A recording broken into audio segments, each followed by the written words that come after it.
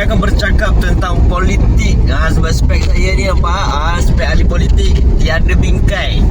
Sebab apa? Saya nak cerita pada hari ini, kenapa Malaysia, kenapa Anwar Ibrahim adalah Perdana Menteri yang paling style, paling berani sekali. Dia tahu tahun depan dah PRU PRU 17 kot.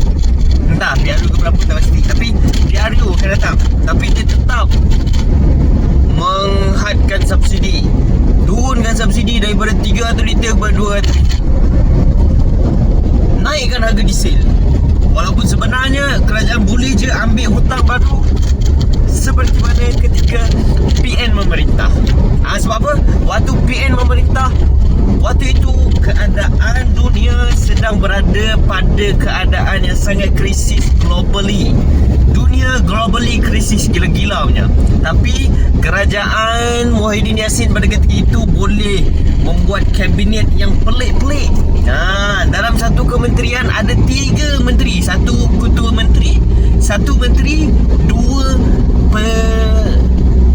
timbalan menteri, 2 penolong menteri. Itulah. So maknanya dekat sini Anwar Ibrahim sangat-sangat yakin walaupun dia kalah tapi dia tetap selamatkan negara. Tak ada kena-mengena video ini dengan apa-apa. Cuma nak bagi tahunya, sekarang ni rakyat tengah marah gila. Sabah Sarawak RM2.15 Semenanjung RM6 diesel. Betul tak rakan-rakan?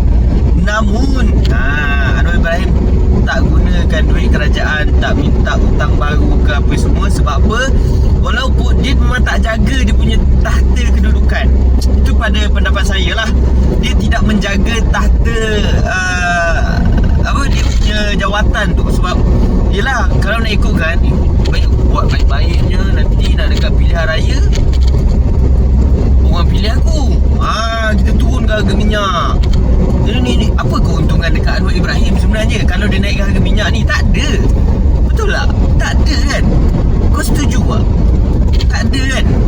Kalau Anwar Ibrahim naikkan harga minyak, dia dapat gaji lebih ke? Dapat komisen ke? Semuanya kembali kepada rakyat. Betul tak? Subsidi yang ditanggung oleh kerajaan, yang mana dulu 400 juta, sekarang dah jadi 7 bilion sebulan.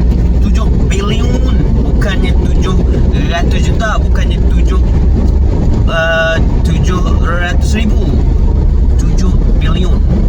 So kesimpulannya, Anwar Ibrahim adalah Perdana Menteri paling style sekali.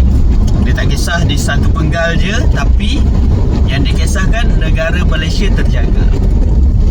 Sekian untuk hari ini.